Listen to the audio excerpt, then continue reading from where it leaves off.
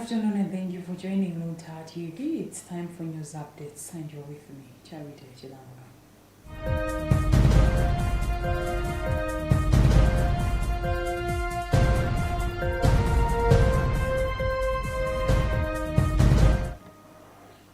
Pope Leo XIV used his catechesis of the general audience to reflect on the gospel account for the healing of a blind man, Bartimaeus, who cried out to Jesus as he passed through Jericho. The Pope highlighted the significance of their meeting place and noting that Jesus' journey to Jerusalem prefigures his passage to the underworld. The Pope emphasized that Bartimaeus, despite being blind, sees better than others because he recognizes who Jesus is. Jesus responds to his cry, illustrating that there is no cry that God fails to hear. Pope Leo concluded by inviting the faithful to confidently place their infirmities before Jesus, trusting that he will hear them and respond to them. He encouraged praying for those who feel lost, emphasizing the Lord's willingness to heal and free us.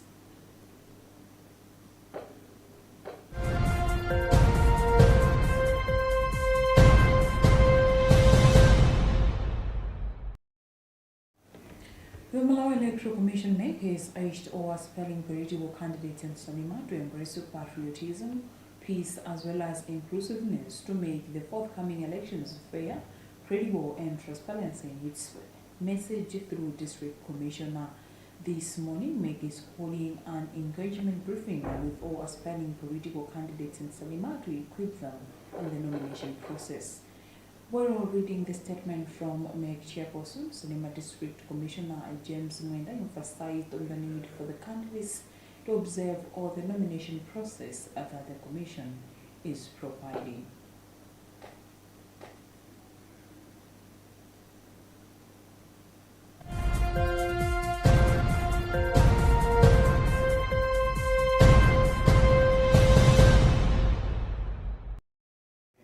Minister of Higher Education Dr. Jesse Bila has urged African nations to adopt an integrated cross-sector approach to agriculture, emphasizing the need for stronger coordination between innovation, agriculture, and finance.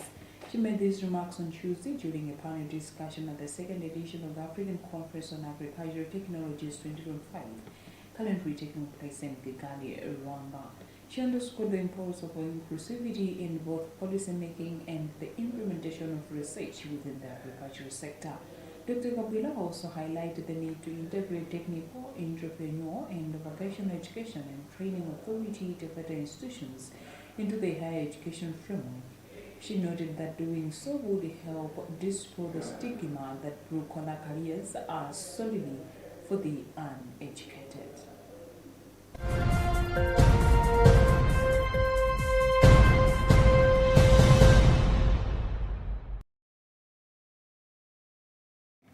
And in other news, at least 7 people have died in South Africa's Eastern Cape province due to flooding caused by severe weather conditions, with fears of the death toll may rise. A powerful winter storm has swept across the country since the weekend, bringing bitter cold, snow, and flooding to several provinces. The Eastern Cape has been the hardest hit, with the South African Weather Service warning of a high risk of flooding resulting in closed roads and hazardous travel conditions. Meanwhile, rescue workers are still searching for a minibus taxi carrying school children that was swept away by flood waters in the province on Tuesday morning. It is unclear how many learners were in the vehicle, but 3 were found alive before rescue efforts were suspended at nightfall. Nearly 500,000 homes were also left without electricity.